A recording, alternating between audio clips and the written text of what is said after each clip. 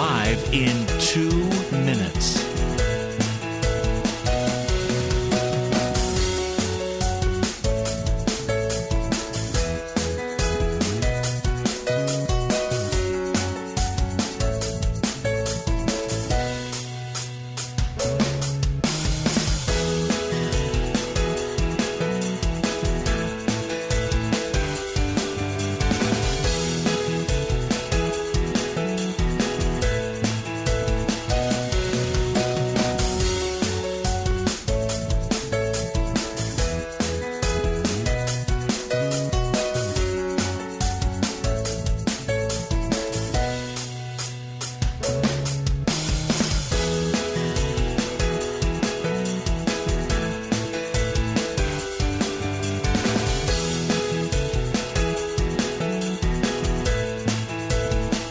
Lynn Cullen live in 1 minute.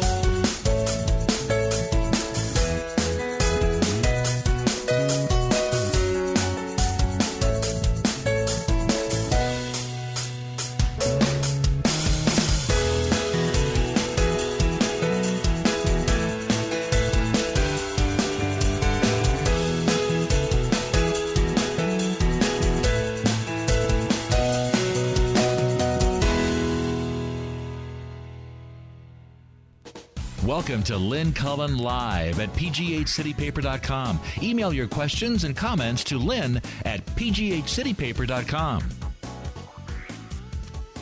Oh boy, oh boy, oh boy, oh God, help us, oh dear heavens, oh God.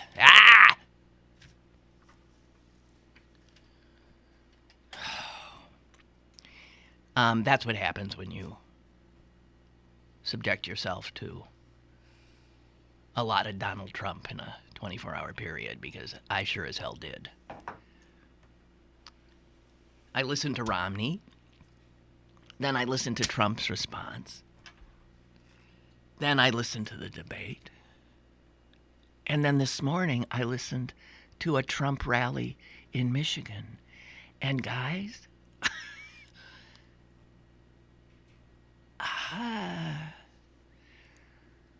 his audience, I was listening, I have satellite radio, I was listening in my car, and he's talking about, and I'm going to build that, the Mexicans are going to pay for it, and Vicente Fox said this, and I said, okay, fine, I'm building it 10 feet higher, and the audience sounded like, they were like, see what's happening to me? I am losing the ability to talk. Me!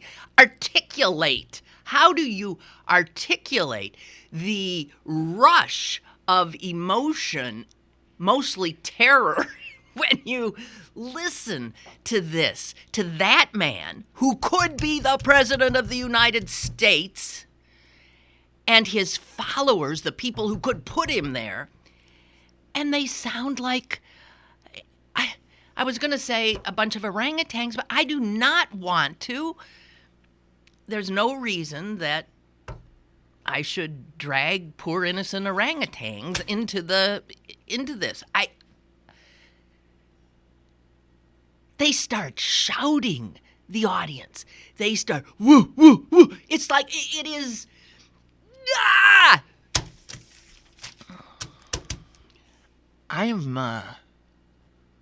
I thought that debate last night was terrifying. I did. And I know an awful lot of people who said they would not watch it. I didn't watch it. I wouldn't watch. Why should I subject myself to it? Well, guys, I think we need to watch. because we're flirting as a nation right now with unprecedented disaster, I think. You know, so let's back up. Listening to Romney yesterday try to take down Trump. I mean, there was no doubt that what he was saying, I mean, it was true. He's a despicable businessman. He's a despicable character. He doesn't know nothing. He this, that, and the other thing. He's crude. He's lewd. He's blah, blah, blah. I mean, yes. But how does Mitt Romney saying these things change anything? In fact, it probably emboldens Trump's supporters because they have had it, these people have had it up to here with the establishment Republican Party. So to trot out the last Republican who ran and lost, telling them how they should vote, telling them that the guy they liked was a despicable character, it doesn't change a damn thing. It's speaking to the I mean, I listened to him and I thought, yeah, I agree. So what? I wasn't going to vote for Trump.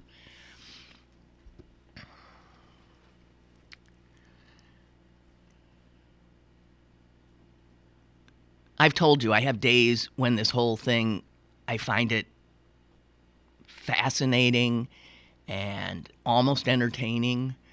And then there are days when I literally feel such dread. I likened it to how we can sometimes think about death, even our own death. Like right now I'm saying, I'm going to die. And I can talk about that, and I'm feeling nothing. I'm just being very die. And then there's those times when you think of your own death and literally you feel like your insides have just imploded. I mean, like all of a sudden there's this where it becomes so terrifying. And that's where I am now almost all the time when I look at Trump and listen to this stuff. But the reality is the other two guys, well, I'm leaving Kasich out. The other two guys are really no better. That's what Paul Krugman tried to tell us in his piece today.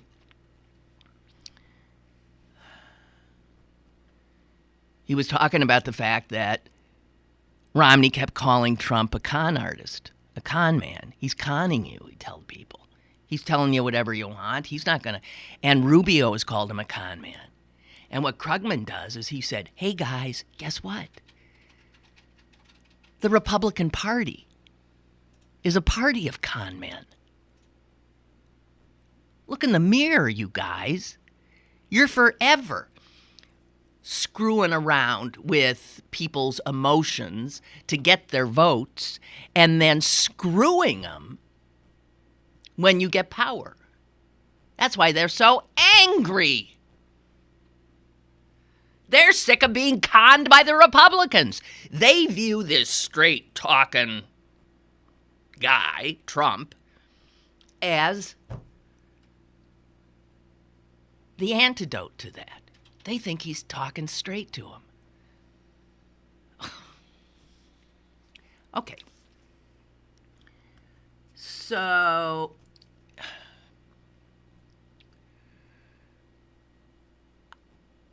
no one knows what's going to happen here.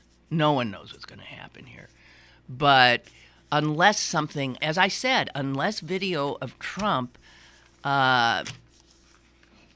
seriously, unless video of Trump molesting an entire preschool class comes out, I don't see derailing this. I don't. He's still leading in he's leading in Rubio State. The you know what? That's the Ides of March. I realized that today. I thought, wait a minute, March 15th? Beware the Ides of March. I should do the whole monologue? I don't know if the whole monologue would fit. Maybe not. The Ides of March, guys. I'm sorry. I know. I'm not here. I'm in a state. I'm in a state. I think I would not have been quite as flipped out if I hadn't heard Trump's rally on the way down here. So I'm just, and heard that crowd. It's beyond belief, is it not? That somebody can get up and talk as he talks, saying nothing. Nothing. I mean, they were talking about penis sizes. I mean, Trump, held up his fingers and talked about how, here's, he assured the American people that everybody understood what he was saying. He didn't say, I have a huge schlong, but he flat out made clear that he is endowed. This was at the Republican debate last night. Also, I'm beginning to think I'm out of it because when he said way back when, it seems like forever ago, when he mentioned about when he got in that tiff with Megan, what's her name, and he said something about, she was bleeding out of every blah, blah, blah, blah, blah. I am so out of it that it didn't occur to me he was talking about menstruation. And I was stunned the next day when everybody was saying, and he suggested that she had her period. And I thought, he did? And then yesterday, he said this. This is in his response to Romney in the yesterday afternoon. He said, he was talking about, now Romney says I'm this ridiculous guy. I'm a bad businessman. I'm a this and a that. And, of course, we all have video that we can call up at like that, showing Romney calling Trump a brilliant guy, a better businessman than I am, a wonderful person, a this and a that, when he was after Trump's endorsement, when he was running. And so yesterday, Trump says this, I will quote, "He was begging for my endorsement," he says of Romney. "I could have said, hey, Mitt, drop to your knees." He would have dropped to his knees. Now, see, Celine turned around when she just heard that. I'm listening to that. Celine, what do you think that means? Drop to your knees. Okay, so Celine says it's about sexual violence. It's about he's saying, service me, Romney. Okay, that's not what I heard. Again, I am some naive idiot from Wisconsin. What do you want from me? 1950s. I grew up in the Midwest. What do you want? So I heard him say that. It didn't occur to me for 1 minute that that's what he was saying. I thought he was saying, Mitt, drop to your knees, and he would have dropped to his knees. I thought he was just saying, be a supplicant. Get on your knees and beg me. That's what I heard. But everybody else heard it the sexual way. I never quite. I've decided I'm a little innocent. It's coupled with every other remark. All right, yeah. But there you have it.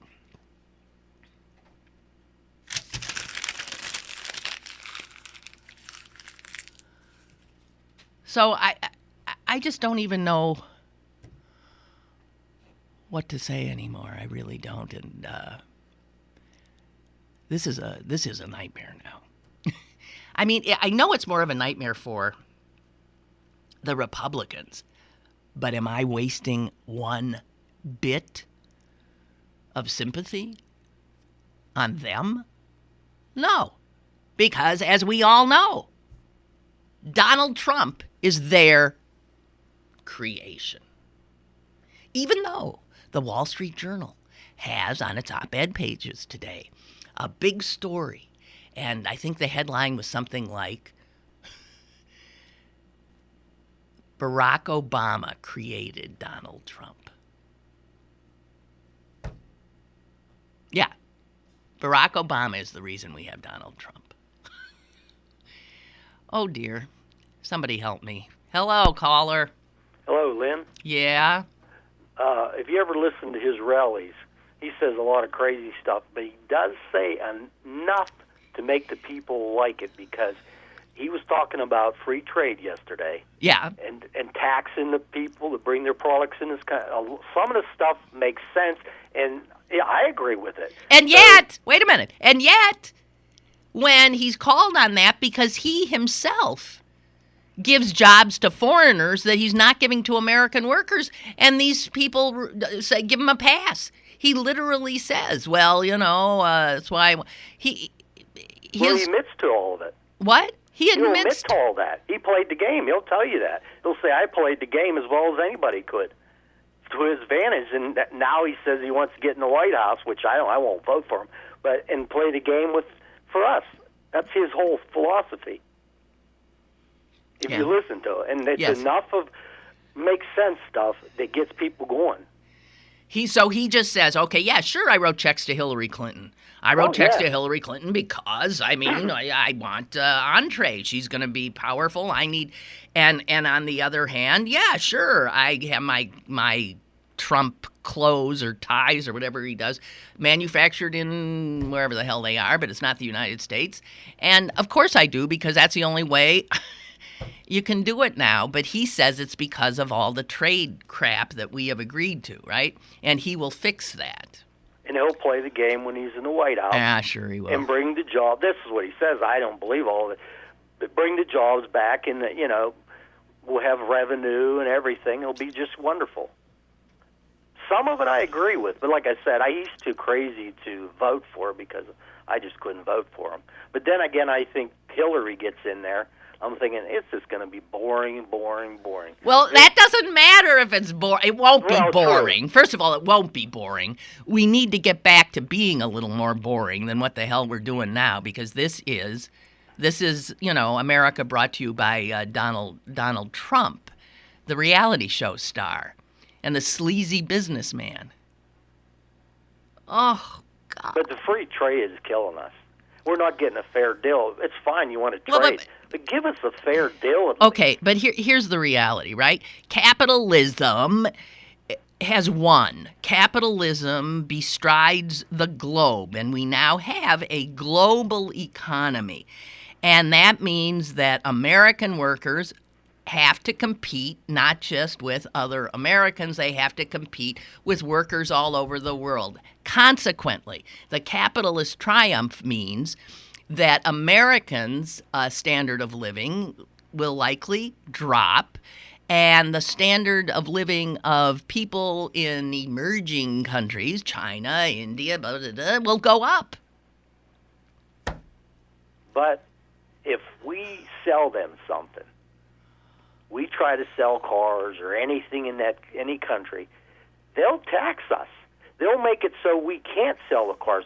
So I say let's return the favor and do the same thing back. Well, what about all those people who like driving their Audis? Oh, well.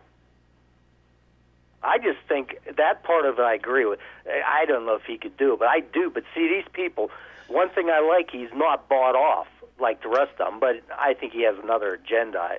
Do you he's know? Not telling people, but these other politicians, they're bought off so damn bad. They're not going to change any of that. Hillary's not going to change that free trade. It's going to be rigged against us because of the rich people, and that's the problem I have with the whole thing. I understand. It is a rigged game. But understand. He's not the answer. Exactly. Thank you very much. No, he is not the answer. Yeah, I don't know what the answer is. I just think it's going to go along and be boring again. God, let us go back to boring again. I guess boring's all right. No, because this is unleashing forces that we obviously the Republican Party has unleashed a force it is incapable of controlling. I've heard people say to me too, and I said, the Congress ain't doing anything. I said, that's great, because when they do stuff, they screw it up. So just don't do nothing. That's fine with me. But Nothing gets, you know what I mean? Yeah, but that's what Republicans have created this. They have said, Ronald Reagan said, he started the thing about don't trust government. The government screws everything up. And Americans have been taught for the last 30, 40 years that government doesn't do anything. And so they don't like paying taxes. So they've gotten into starving government so that in fact it isn't able to do anything. The IRS is incapable of going after the people with all the money because the people with all the money have more attorneys and more money at their disposal to fight the IRS than the IRS has. It's rigged. The capitalists have won. They control everything. They control these governments, not just ours. And Romney gave Trump a gift, and the two other Republicans gave him a gift. So nothing's going to change. They think they're going to change it. Well, he's fighting against that establishment, so it just adds fuel to the fire. Well, they're not going to stop him. No, I don't. I don't Rubio know. Wins. Rubio ain't winning anything. I don't think he's going to win it either. No. Yeah, the one you got to worry about is Cruz. Cruz is the one. I got to tell you. To me, it's a two-person race now. It's Trump and Cruz. Well, that's true. God help us. Oh, that guy's that's who is a good one. None of them are any good. No, none of them. I think Trump's out of the three. I'm not even sure of that either, because I can't stand. I don't know. No, it's an outrage. It's just an outrage. I think why it bothers us so much, he could possibly beat Hillary Clinton. That's why we're so mad. Oh, God. He could do it, maybe. Trump. Yeah. Yeah. Okay. All right. Bye. Have a good weekend. Yeah, you too. Bye. I don't think so. I do not think Trump can beat Hillary Clinton. Because I think the American people will come to their senses, if not the Republican people. I have an email from Phil who says what I've been thinking too when I was listening to that speech in the car, listening to the crowd, listening to the craziness and the sort of unleashed fury and potential danger that I was hearing. Phil has just written in his email to me, Germany, 1930s. You know, if you do know history, that's not what he is suggesting there is not far afield. Not far afield.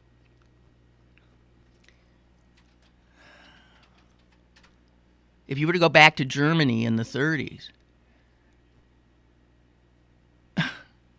you had the same rage.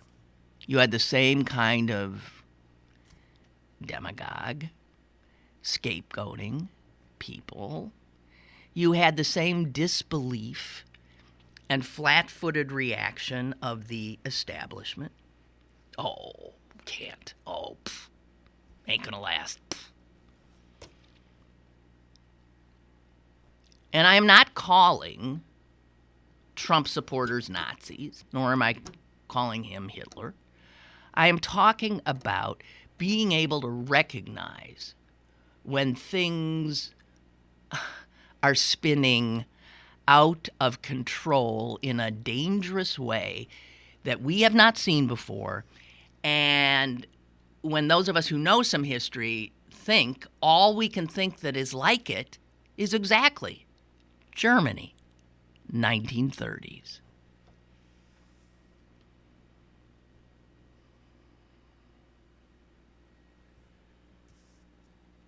So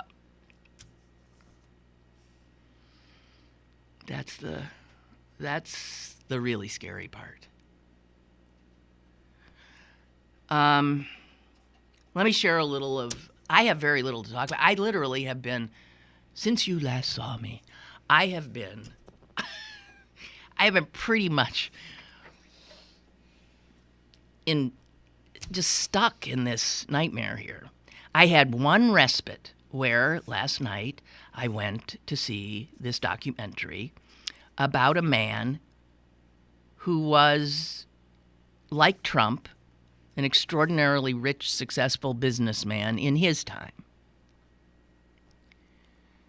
This is the guy who was the head of Sears.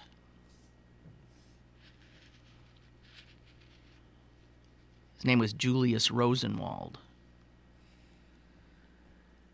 And this man, born as the Civil War was raging, son of a peddler, immigrant peddler, who did well, and the son who then did weller. And I'm looking, the respite was that here was a story of a rich man in America who was every bit a tough businessman, but who used his money to do such good you can't imagine. His whole mantra was give while you live. And for various reasons, this man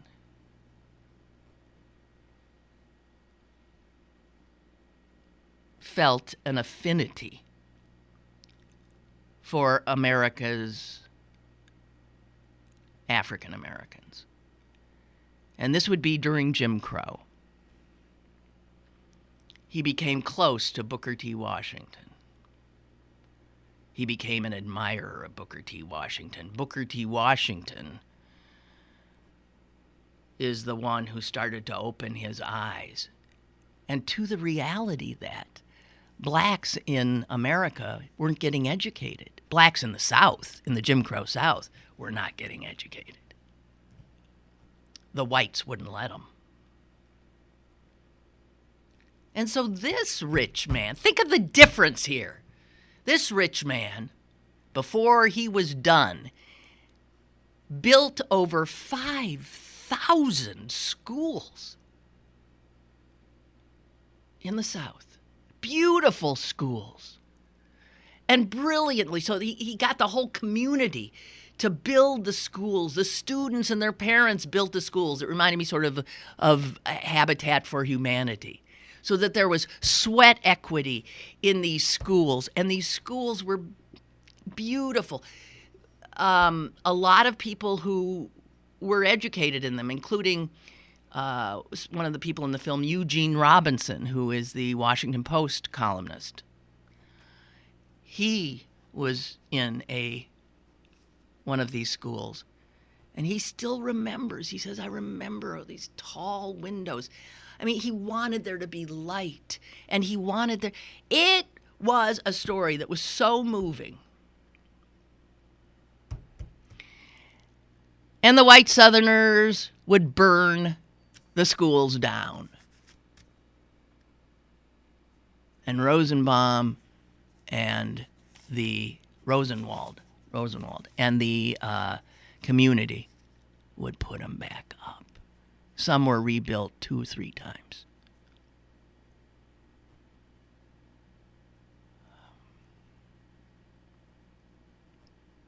Here is one rich man who did so much good. Oh, I watched this movie and then I went home and watched the debate. And today's rich man, Donald Trump. It's like an obscenity. And there was even some video of an old Rosenwald saying that these big titans, the Edisons, the Fords, the whatever, he literally was saying, You think we're all so smart? I said, we're not. We're no smarter than you. He was playing down that wealth equals smarts. And in fact, he flat out said, ain't true. That's not a correlation. That is not a rich man is not necessarily a smart man. And he said, I know. And then I go home and there's Trump. I built this and I built that and I can go in and I think I just want to scream. I want to scream. I'm sorry. I know I'm ranting.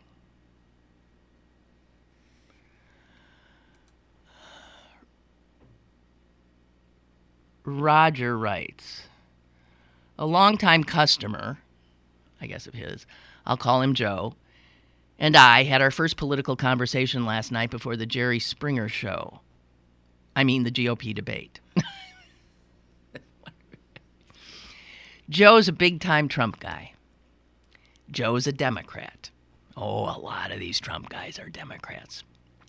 Joe's a Democrat who only voted once for a Republican, and that was Reagan. That's right. The more we talked, it became apparent he knew nothing of the other candidates or their positions. He just likes Trump's straight talk.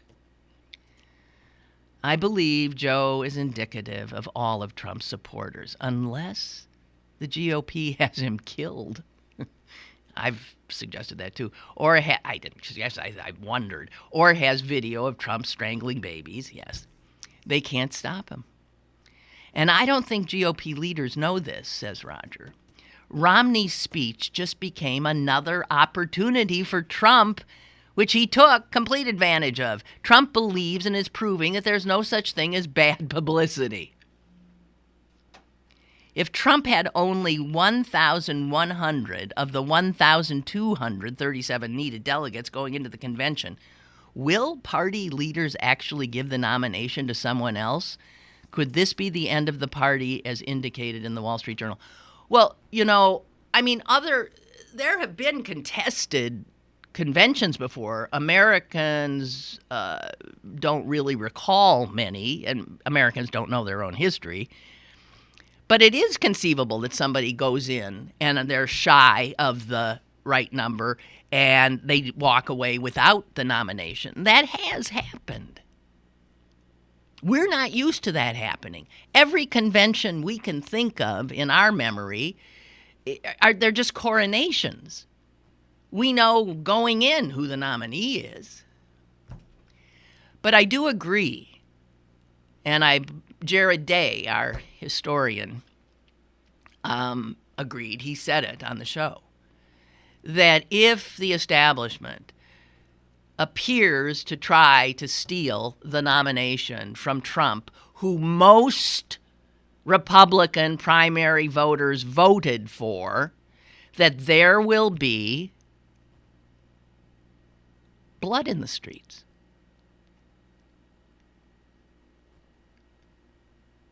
I believe Jared said it would make the 68 Democratic convention look like a, forgive the pun, tea party.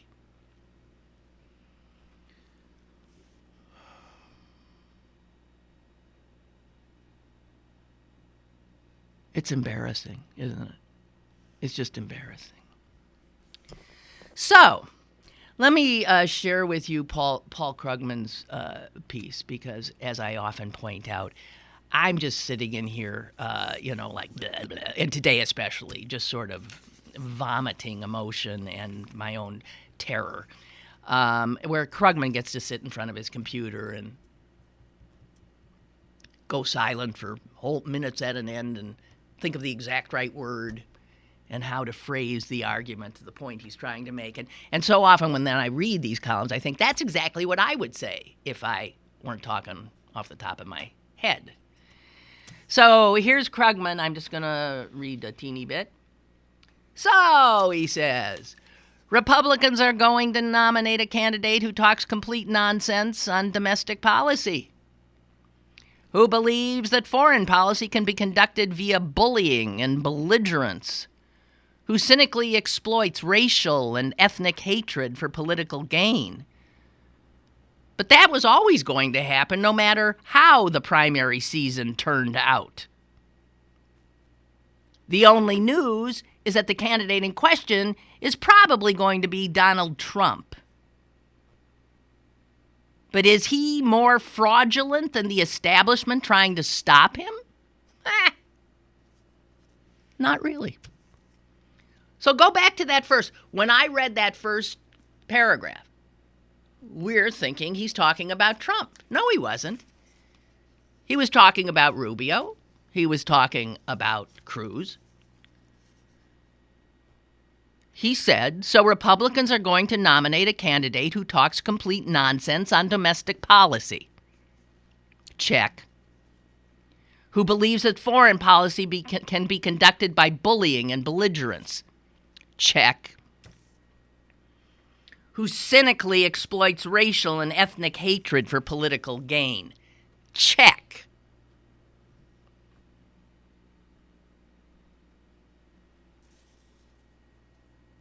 That could be said of Cruz. That could be said of Trump. That could be said of a million Republicans. Right?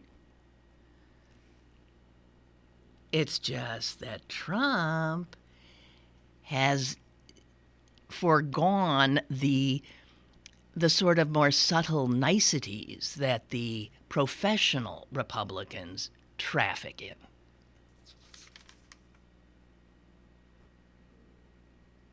Krugman goes on, establishment Republicans denounce Trump as a fraud, which he is. Did I read that already? I did.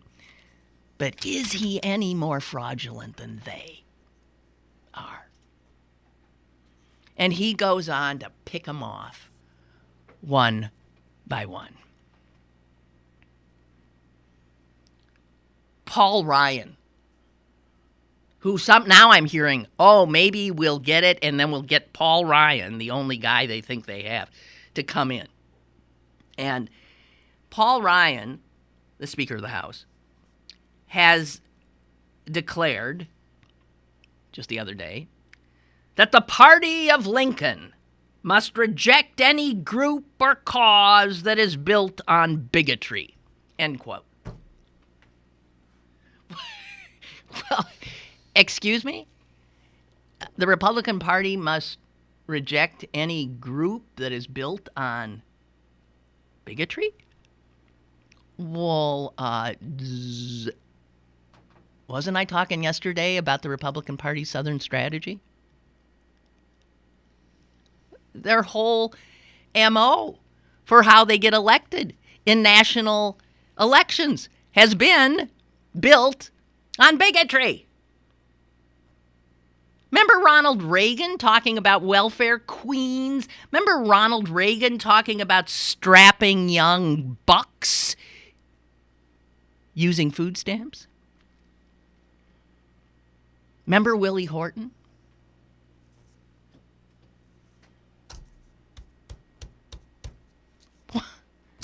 Methinks these Republicans protest too much. And then Krugman says, put it this way. I mean, guys, there's a reason that whites in the South vote Republican 90% of the time.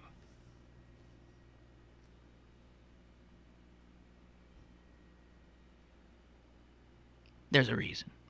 Because it's built on racism. And then there's foreign policy. And Trump says he's fine with torture. But then again, who on their side of the aisle he says isn't? Who? John McCain. As far as I know, that's the only one. All the others thought waterboarding was just fine and dandy, right? He's belligerent. Yeah, Trump is. But so is Cruz. And Rubio, who seemingly looks like the little bar mitzvah boy, I know. Rubio, you know who his pals are? Who he has in his pocket the very people, all the neocons, he's the neocon darling, whose whole foreign policy strategy was make war. Any way you can. Lie to the people. Whatever. The same people who gave us Iraq. The people who, the proverbial people who only have a hammer in their toolbox. That's all Rubio's guys. Why are these people freaking out so much about Trump? Because he's vulgar. That's it.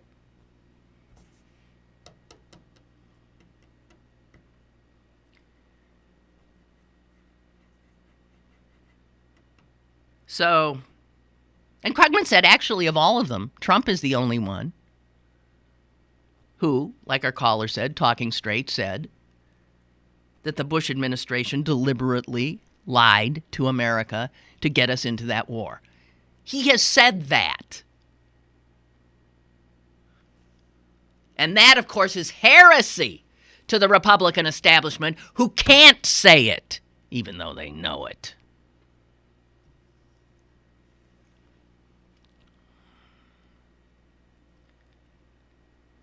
And it was Ted Cruz who talked about carpet bombing everybody, right? How's this any more different than Trump, really? And Krugman says, in fact, you have to wonder what exactly the Republican establishment is really so horrified by Mr. Trump. Yes, he's a con man, but they all are. So why is this con job different from theirs?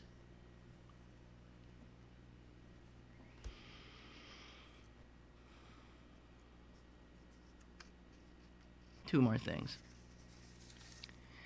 The Trump phenomenon threatens the con that the GOP establishment has been playing for years on its own base. See, that the angry people at Trump rallies are the ones that finally realize they are being conned by the Republican Party. And they're willing to go moving right over to another con.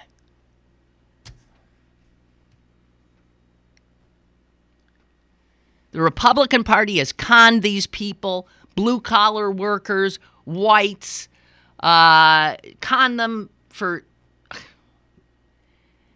They get them to vote for them, usually on social issues, and dog whistle racist stuff, and xenophobic stuff, and terror stuff, and breast-beating military stuff. And then they turn around and use their power to do only one thing. Enrich capitalists. And one of the best ways you enrich capitalists, by the way, is make wars. Which a Republican, back when it was not unseemly to be one, Dwight Eisenhower, of course, warned as he was on his way out. Beware, not the Ides of March, but the military and the industrial complex.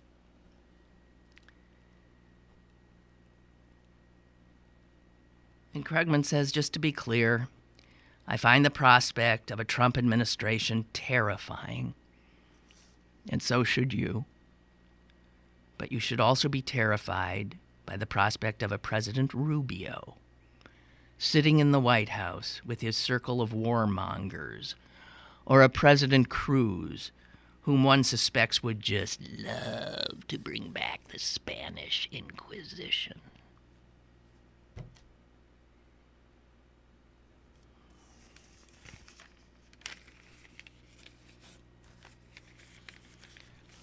Whoa. Okay, what we got here? Celine, you sent me something? Is it something nice? Oh, that's good. Lynn writes, Chuck, my prescription for Xanax says use as needed. I'm telling you, we're going to have to put it in the water supply. I generally need it around the holidays. I've run to that bottle twice now in the past 48 hours. I simply can't believe what I'm watching. I think the only thing that Romney accomplished was that he reminded us why we didn't vote him into the White House.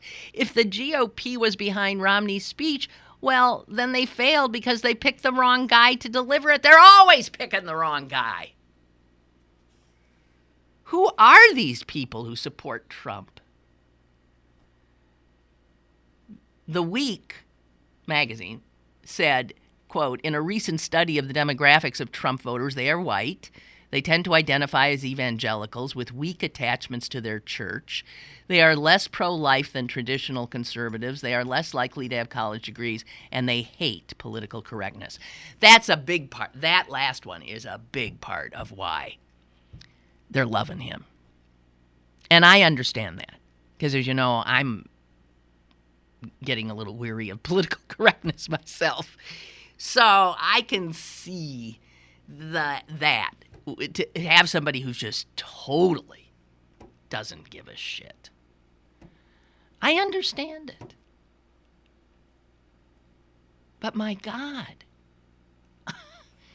this is what happens when you bring up, when the biggest industry in this country is entertainment, when everything is entertainment. And now our politics are being led by a guy who knows how that works. We talk about the rigged game that the Republican con artists play and the Democratic con artists play. But the con game that this guy knows is using television and media, reading audiences. And he himself said just the other day, the polling numbers aren't where it's at, it's the ratings. He's actually in some ways exactly what you would expect an American presidential candidate to be in these times. Exactly. We've turned everything into entertainment. Why not this? It's exactly like a reality show, what we're seeing. So when they're up there talking about sweating and wetting their pants, and this is a presidential debate, and penis size, and this and that, and you can't believe what you're seeing.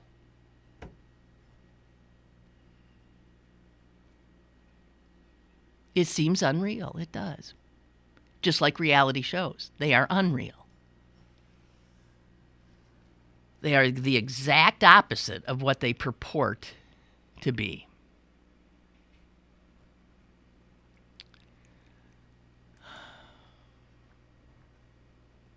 Okay. Celine sent me something which is not about any of this shit. Oh! Well, I'm looking at a picture of a woman who turned 100 on Thursday. She's wearing all pink. She's wearing a pink feathered boa. Her name is Mimi Greeley. She lives in her own place on East 72nd Street, which is to say, she got money. Yeah. In Manhattan. And is this worth reading? Oh, yeah. I mean, it's not too long? No. Okay, here we go. This is just... Okay. We have a call? We do. All right. Caller. Clarence, Canonsburg. Hey, Clarence. As you were talking about, politics becoming entertainment, when I turned on your show, I came in a little bit late. The caller, whose voice I recognized, but I can't remember his name, was talking about a Hillary Clinton presidency being boring. Yes. There it is. See? There it is. There it is. Yeah, and I said, there it is, right there. That's it. Yeah, everything has to be entertainment. Yeah. Everything has to be entertainment. Yeah. No thought, just, Yeah, give and me a Trump smile. knows it. Trump knows it, that we have now been conditioned that if we're being entertained, that's what we want. He knew Exactly. it. Wow. Yeah, that's basically all I have to say. Okay, well, it's plenty. I haven't watched one single Republican debate. You should. Because they're you know You me. should, just to Although know. I'm a comedian, I like comedy. I like comedy. To me, I was This is raised not on funny. Politics. Yeah. This isn't funny. No, it's not funny, but it is so appalling that you really should. The way I watch them is I wait for the comedians, Okay. the real All comedians, to Sure. make fun of them. Okay. That's all I need to know. Okay, that is. I guess And you're I right. already posted the Krugman thing, and I think the part that you left out while you were reading it, that I didn't hear you say, I don't know if you did it intentionally or you're trying to get it done with, was "Make America Great Again" means "Make America White again. Oh, you're right. It did say that. Right. Yeah. And I know. That's Let's what I've be been trying to clear. tell people. That's right. Let's be clear. Make America Great Again means make America white again. That's exactly right. And I've had arguments when people say, "We need to take our country back." I went, "Back from who or from what?" Exactly. Never once got an answer. As many times I say from who and from what or what, they never answer. Well, you never heard that until a black guy walked into the White House. Yeah, exactly. And now I'm going to actually, remember that thing I wrote called "Take Our Country Backwards"? Right? No. Yeah. I want to create a meme out of that with like photos and stuff and post it as soon as I get some time. That'd be good. So take our country backwards to a time when women were barefoot and pregnant in the kitchen. And the blacks were in their slave quarters. Yeah, the black. I use shuffling and and smiling and dancing. People from India were sitting cross-legged, playing a pipe with a snake coming out of the basket. That's right. Yeah. And Asians only had laundries. Yeah. Ancient Chinese secret. That's right. And I want to create one of those internet memes because it seems like they get more attention than actual, Do it. Take your prodigious imagination and graphic skills and do it. Mm-hmm. Okay. Okay. Thank you. Bye. Have a good weekend. You too. Bye-bye. Okay, so back to our 100-year-old Mimi Greeley. She says to the reporter, "I hope you brought your sense of humor." And it says here, she was accessorized with a walker, a hot pink feather boa, and a tiara on her head. Okay, so she's the residents, and she was a young nursing student in the 1930s, and I guess her apartment overlooks the East River and Roosevelt Island. And she says, Mimi says, they called it Blackwell's Island then, and none of those buildings were there. Mrs. Greeley, who lives alone, shops, cooks, and cleans for herself, and has ranks of friends and relatives vying to take her to lunch and dinner. Sounds like my mom. Her mind is sharp, and she's perfectly capable of walking to local restaurants and taking a cab to the doctors and the movies. Little things cheer her. She said she likes the $25 gift certificate from Lord & Taylor for her 100th birthday. That's Mimi. Ask about her health and get this diagnosis. Well, I can't whip my weight in Wildcats, but I feel okay. She's especially salty and funny when making her daily phone call to her best friend, Brownie, in Arizona. She rang up Brownie. "What are you doing?" Brownie asked. "I'm standing on my head and looking around," Mimi joked. "What are you doing?" Brownie's the former Ruth Brown. The two women served together as Army nurses in makeshift hospitals on South Pacific Islands during World War II. "Mimi's the old lady, I'm the baby," said Brownie, who herself turns 100 on June 20th. God bless him. The two widowed war friends have remained close, but because difficulty traveling, have not seen each other for maybe 10 years. Mrs. Greeley, that's Mimi, grew up Mimi DeVivo in Stroudsburg, PA, and wanted to be a nurse since childhood. At 18, she moves to New York, enrolls in nursing school, blah, blah, blah, blah, blah. Anyway, she and Brownie shipped out in July of 43. Two nurses, each just over 5 feet tall, who laughed at the same things, especially when the dowdy head nurse at a stopover in Brisbane, Australia, sent the nurses off with an old-fashioned warning against any hanky-panky. Yeah, Mimi said. She said, "And ladies, let us not go home broken blossomed." Broken blossomed? In other words, don't get pregnant. The warning became a running joke in the unit while the women set up tented military hospitals on islands off New Guinea and endured 120-degree days in jungle settings while tending to wounded troops in open tents and facing typhus, monsoons, and bugs. There were also some great times in officers' clubs, and swimming holes, and a visit from General Douglas MacArthur, she said, showing the snapshots to prove it. Great general, she said, but he thought he was God. He had too much ego. Yeah, she's right on that score. After the war, Mimi and Brownie remained close, treating returning troops at the hospital on Staten Island, and then were discharged from Fort Dix. Okay. She cared for a young senator named John F. Kennedy while he was hospitalized in the mid-50s for back problems. The future president, she said, drove us crazy by being constantly on the phone while bathing, she said. I thought for sure he'd be electrified, and by wearing, she said, a long pajama shirt but no pants to avoid irritating a wound on his lower back. Yep, she said, I saw JFK with no pants on. No big deal. I gave him back rubs till my hands nearly fell off, she said. He was in constant pain, but he never complained. In 1960, she re-encountered somebody and she married him. Originally, she said she thought he was a bloody bore, but they married. Whatever. What a cutie. Anyway, so I think I've got, anyway, these two women, they were maids of honor at both their weddings. Both their husbands died years ago. The two women retain a feisty streak from their days as war nurses and continue to call each other the same off-color nicknames from their Army days. On Wednesday, they talked until it was time for Brownie to take a shower. You better put some clothes on, Mimi said. Take your shower. Talk to you later. What do you mean? Put your clothes on? Take a shower? She have that inside out? So there you have it. Cute. Thank you.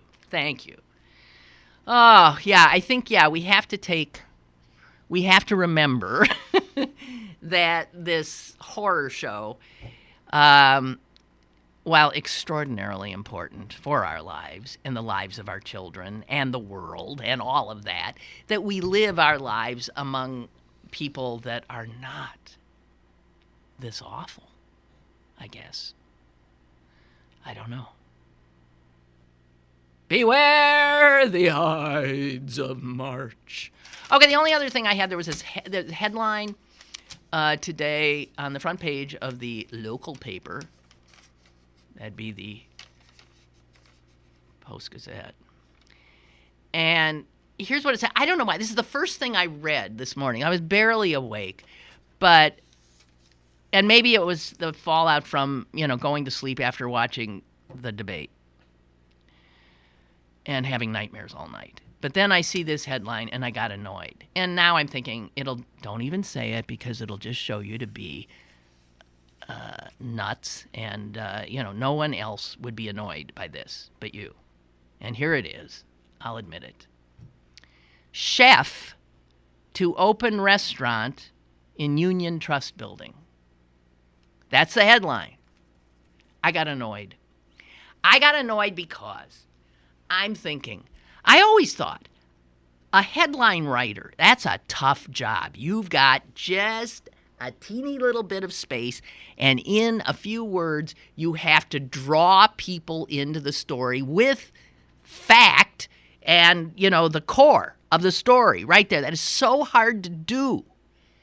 And great headline writers are not a dime a dozen. And I just want to say, this one really annoyed me. Chef to open restaurant in Union Trust Building. I mean, it would be a memorable headline if it was plumber to open restaurant in Union Trust. Of course a chef is opening the restaurant. What a waste of space. What a silly thing. Don't tell me a chef is opening a restaurant. I mean, if you're going to say that, then you just say restaurant to open in Union Trust Building. Chef to open? It annoyed me. See, I'm nuts.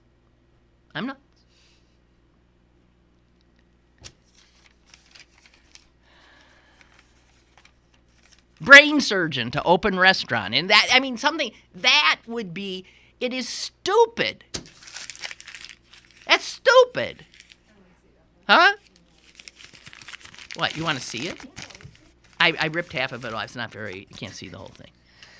I was so annoyed. I ripped it out and chef to open restaurant.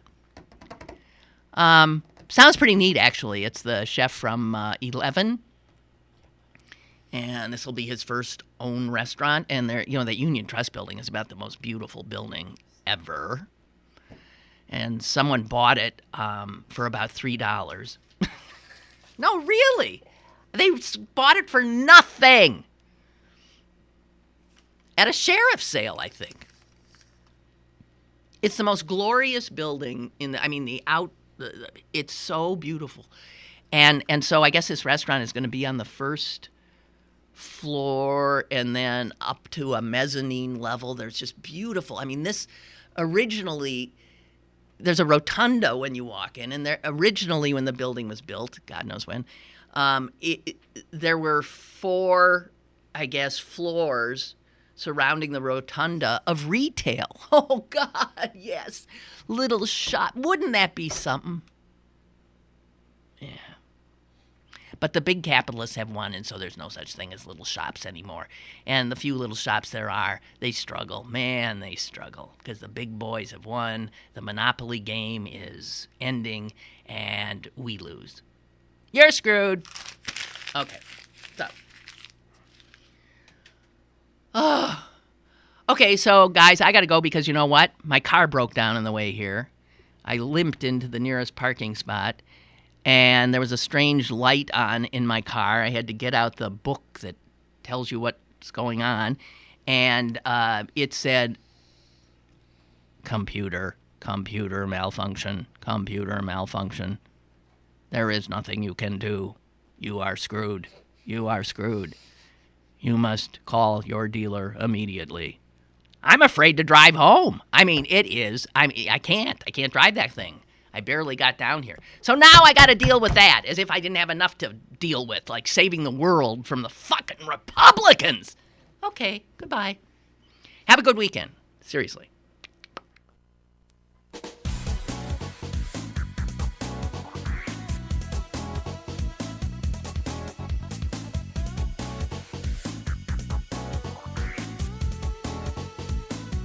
Lynn Cullen Live, Monday through Friday from 10 a.m. to 11 a.m. and archived at pghcitypaper.com. The opinions expressed on Lynn Cullen Live are those of the host and do not necessarily reflect the viewpoints of Pittsburgh City Paper, Steel City Media, and its advertisers.